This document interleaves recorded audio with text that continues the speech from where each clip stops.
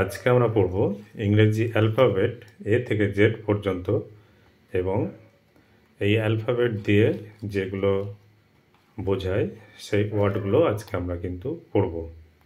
ঠিক আছে। A for apple, B for ball, C for cat,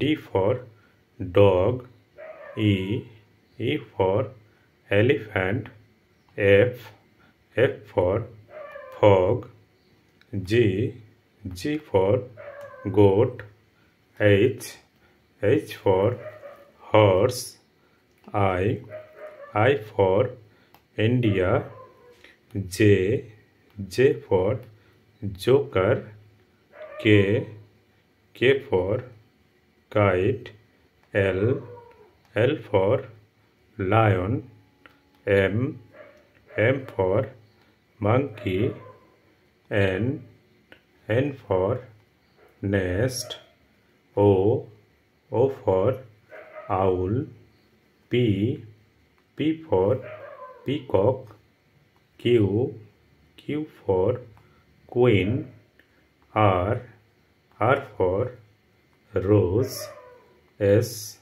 S for sheep, T for tiger, U for umbrella, V for village, W for watch, X for Xmas, Y for yacht, Z for zebra।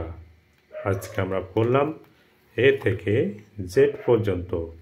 পরবর্তী video পেতে অবশ্যই চ্যানেলটিকে subscribe করো।